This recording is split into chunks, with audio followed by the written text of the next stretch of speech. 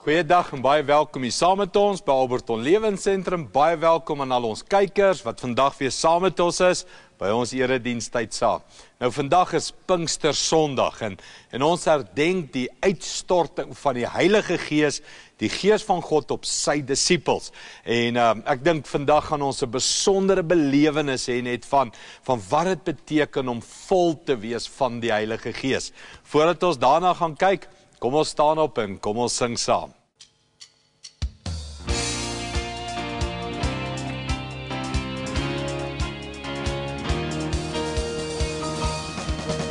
Saam wil ons juig, saam wil ons buig, saam wil ons sing van die Almagtige. Saam wil ons staan, saam in die naam, saam sal ons sing en die lof kom betuig. Neem ons weg wat U nie eer, kom neem ons lewens, neem my Heer. Neem ons weg wat U nie eer, kom neem ons lewens, neem my Heer. Saam wil ons juig, saam wil ons buig, saam wil ons sing van die Almagtige. Saam wil ons staan, saam in die naam, saam sal ons sing en die lof kom betuig. Saam wil ons juig. Ek het nou al vir die afgelope paar Sondae vir jou iets van die geskiedenis gegee van Jesus se hemelvaart en hoe hy vir sy disippels gesê het, gaan wag op die belofte van die Vader, naamlik die Heilige Gees, en julle gaan krag ontvang wanneer die Heilige Gees oor julle kom. Nou op Pinkster Sondag of Pinksterdag eintlik, het die disippels in 'n bovertrek eendragtig saam gebid. En die volgende oomblik is daar rukwind en die uitstorting van die Gees vind plaas en tonge van vuur op die mense se koppe, 4 vlamme en hulle spreek in vreemde tale en dis een van daai bonatuurlike geestelike momente in die geskiedenis van die mensdom. En daai dag het die verandering gebring van duisende, miljoene mense reg oor die wêreld. Interessant, die dag Pinkster, Penti, praat van 50 dae, 7 weke. En die slim ouens skryf en sê, dis baie dieselfde as die volk Israel, wat uit Egipte uitgetrek het, en toe op 'n sekere tyd die wet ontvang het. En die wet was, wat verwag Christus, of wat verwag God van die mensdom. Nou, volgens Korinte is daar 'n ooreenkoms, hy sê, soos wat God die wet gegee het, het hy nou vir ons die Gees gegee. Die letter maak dood, maar die Gees bring lewe.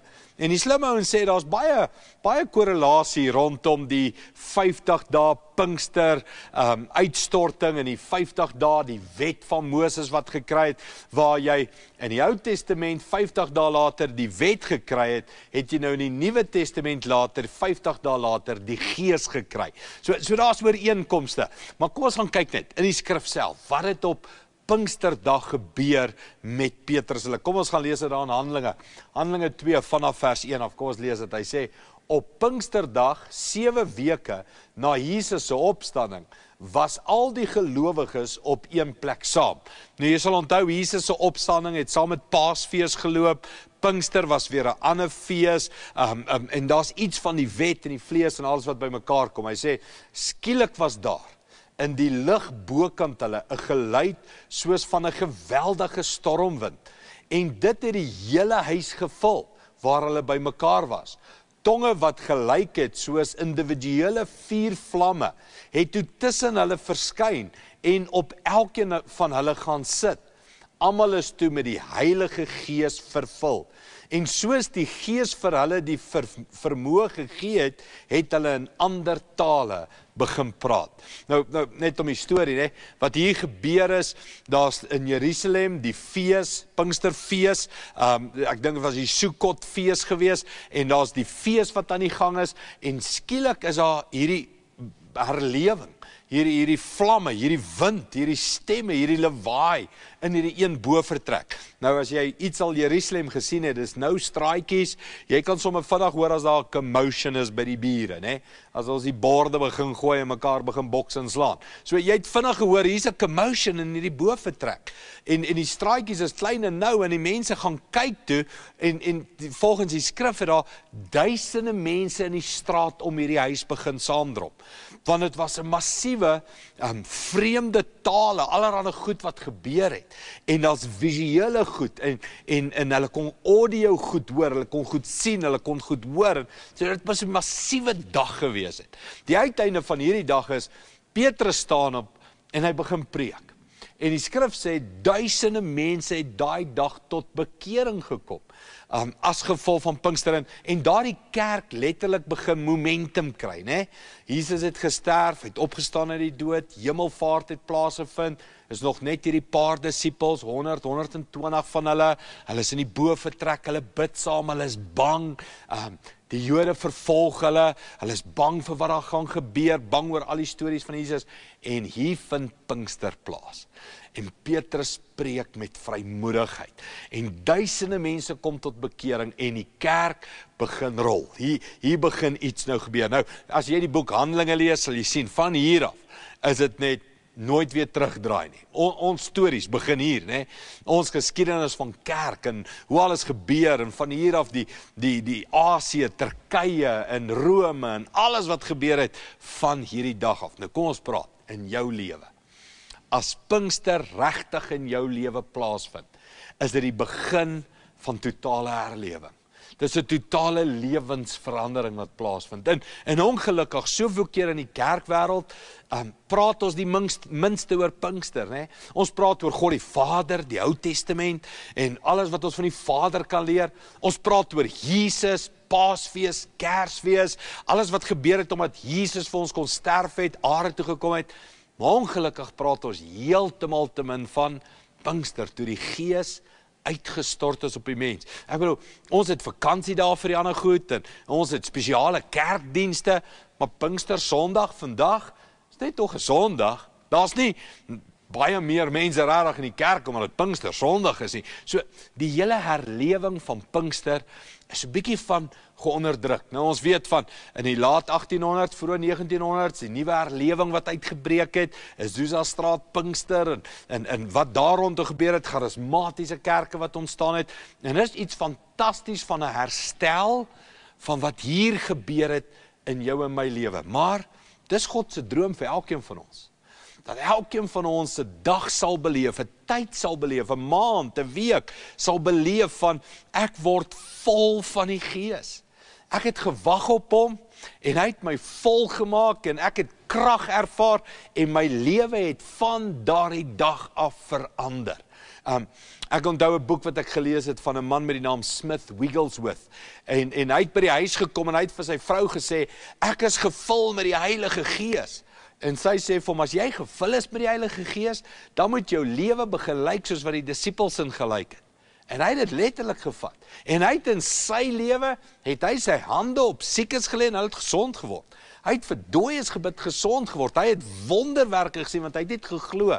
Dieselfde Gees wat op Petrus hulle daai dag geval het, daai Gees is op my, is in my, is saam met my. En dit het sy hele lewe verander. Daar's boeke oor sy lewe geskryf, oor herlewing wat plaasgevind het deur hierdie man wat vol geword het van die Gees. Nou kom ons gaan kyk bietjie. Die eienskappe, wat sal die effek wees? Hoe sal my lewe lyk as die Gees oor my kom, in my is, saam met my leef elke dag? Kom ons gaan kyk in Handelinge 2, net 'n paar versies verder. Hoe het die disippels in die kerk gelyk, vol van die Heilige Gees? Hier vanaf vers 44 af, hy sê, al die gelowiges was een gesin, en het alles met mekaar gedeel. Hulle het hulle grond en besittings verkoop en die geld aan almal uitgedeel, volgens elkeen se behoefte.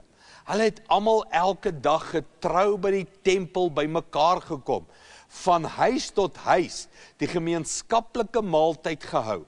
Hulle kos met blydskap en in alle eenvoudigheid geëet, en God geprys. Die hele volk was hulle goedgesind. En die Here het elke dag mense wat gered word by die gemeente gevoeg. Wat 'n effek, né? Kom ons begin sommer daar heel bo, as ek net so in my kop teruggaan. Hy sê in die eerste woorde, hulle was eengesind. Met ander woorde, die eienskap van vol van die Heilige Gees is, ons leef eengesind. Ons skinder nie van mekaar nie. Kerk is nie die plek waar ons alles van almal oor vertel nie. Kerk is nie die skinderhuis nie. Kerk is 'n plek van eenheid, van liefde. Wat het Jesus gesê? As die wêreld sien hoe lief julle mekaar het, sal hulle glo dat Jesus, die Christus, is gestuur is van die Vader. Dit het presies hier gebeur.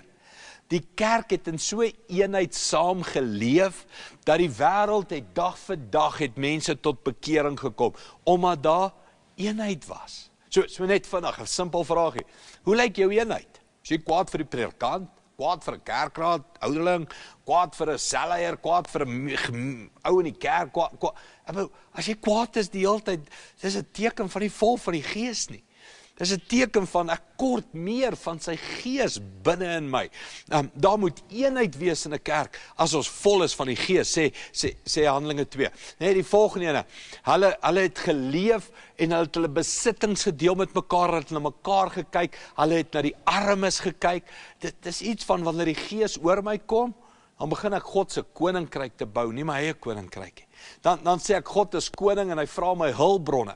En ek is nie net lief met my mond nie, ek is lief met dade. En daar's welsyn in kerk en dan word kospakkies uitgedeel en dan word winter miracles gehou en al hierdie klas van goed van ons gaan wys ons liefde prakties van ander mense, ons deel ons hulpbronne, ons gee ons geld elke maand vir die kerk en die kerk versprei dit tussen minder bevoorregtes en help dat ander mense tot bekering kom en al hierdie behoeftes wat daar is. So kan jy sien, daar's 'n definitiewe effek van hoe lyk 'n gemeente, 'n Christen, 'n individu wat vol is van die Heilige Gees. Nog een van die eienskappe wat ek so vinnig aan dink. Hulle het dag vir dag tempel toe gegaan en die tempelbyeenkomste bygewoon. Nou jy moet jy vinnig net onthou. Hulle is mense wat nou tot bekering gekom het, Jode wat in Christus glo. En dan is daar Jode wat nie in Christus glo nie, wat nog in die Ou Testament glo.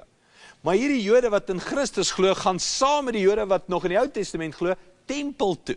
So daar was 'n manier van, ons veroordeel nie, ons beklei nie, hierdie mense vervolg ons, hierdie mense was deel van Jesus se kruisiging, hierdie mense, paar weke later gaan jy sien, gooi hulle met klippe en begin te vervolg en ons chaos, maar hulle sê, ons gaan saam kerk toe, tempel toe, en ons het nog familieverhoudings en bande, en ons leef in vrede met mekaar, ons beklei nie met mekaar nie, ons stry nie, so daar's iets van om tempel toe te gaan, dus ek dink nie ons verstaan die hele impak van wat het dit gevat van 'n bekeerde Jood om terug te gaan na die tempel toe waaruit hy tot bekering uitgekom het nie. Hierdie tempel hou nog offers, hierdie een sê Jesus is die offer. So daar kon stryery gewees het, daar kon baie rede vir konflik gewees het, maar hulle leef 'n nuwe liefde. Hulle leef 'n geesvervulde lewe wat vrede soek met mekaar, met mense wat anders as ons is. 'n geesvervulde lewe, maak jou arms oop. Ek dink aan nog 'n eienskap, net die volgende woorde, hulle was by die tempel gewees, maar dag tot dag het hulle in hulle huise by mekaar gekom en die gemeenskaplike maaltyd gevier. Dis iets van, hulle het tafels gedek en mense ingenooi in hulle lewens in. Hulle het nie die liedjie gesing, ek in my klein hoekie en jy in jou, en hier sit ek en ek dien die Here hier en jy dien die Here daar. Nee, hulle het tafels gedek in hulle huise en gesê, kom eet by ons. En dalk het hulle so vol vreugde en blydskap geëet en gedrink en gekuier, ja, en sê, hoorie, wat's nuut in julle lewe? Dan sê nie, ons het Jesus ontdek. Hulle sê, wie is Jesus? Nee, ons is vol van sy Gees en sy liefde en jy's welkom en hy vergewe jou. En daar breek herlewing uit, omdat mense Gees vervulde vol lewens geleid. Net weer terug, Jesus het gesê, gaan wag in Jerusalem, en as die Gees oor julle kom, sal julle krag ontvang, en julle sal my getuies wees. En hierdie mense word getuies, hulle deel hulle geld, hulle deel hulle kos, hulle deel hulle grond, hulle deel hulle huise, en die mense kom in, en dan sal woorde, hulle het hulle kos met eenvoud geëet. Nou daai woordjie kos met een fout gee te God geprys sê, hulle het begin heilig word. Daar was nie groot praatry en braggery en materialisme en sonde en al die goed. Hulle was eenvoudig mense, hulle het heilig geleef. En hulle het gedoen wat God sê en hulle het God geprys. En ons moet gou maar klaarmaak. Hy sê, die laaste eienskap, en God het daagliks mense by hulle gevoeg. En God was hulle goedgesind. Met ander woorde, dat evangelisasie plaasgevind. Nou, as jy regtig nou hierdie skrif wil gaan inkleer en met hom werk, gaan jy agterkom, die 7 ritmes waaroor ons so baie praat in ons gemeente, elke ritme het hier plaasgevind. Hulle het die ritmes van Jesus geleef, deur die musiek wat die Heilige Gees vir hulle gespeel het in hulle harte. En hierdie ouens het regtig 'n Christelike lewens geleef. Die eerste kerk het weggetrek, en skielik is hulle getuienisse van Jesus, en mense kom tot bekering, en hulle groei daagliks, en daar's net hierdie massiewe ding wat gebeur het. Net persoonlik, hierdie is net my eie. As ek in hierdie skrif gewerk het, toe ek klein was, het ek hierdie woorde gesê, Here, ek soek enige kerk, waar daar daagliks mense tot bekering kom. Nou daagliks beteken 7 dae, 7 bekerings.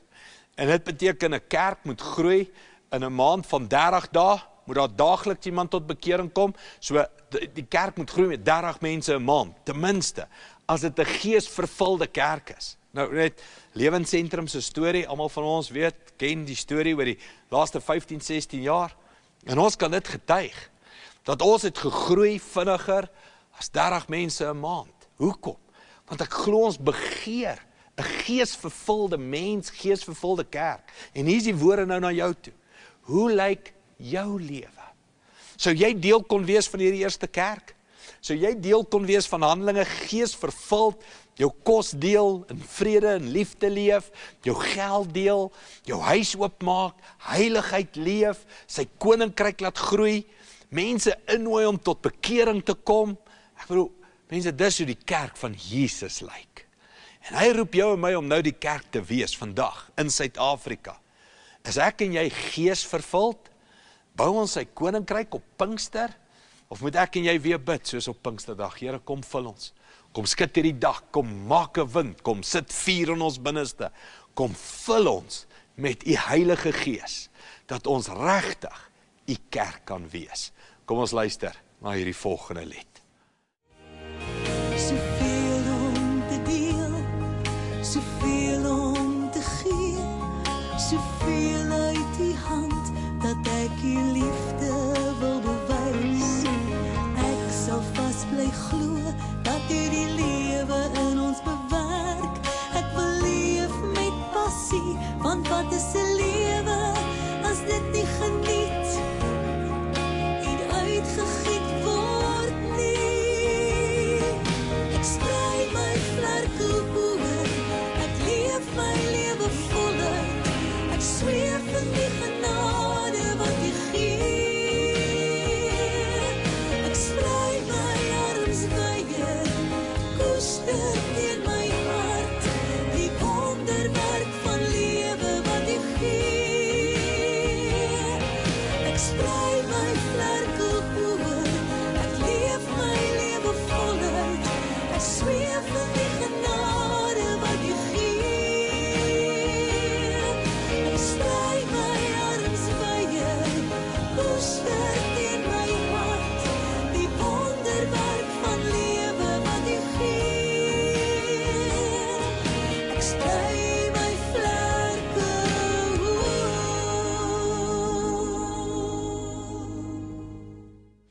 Ek wil saam met mense bid wat sê, Andries, ek wil die kerk van die Here Jesus wees, die Handelinge kerk, die geesvervulde kerk.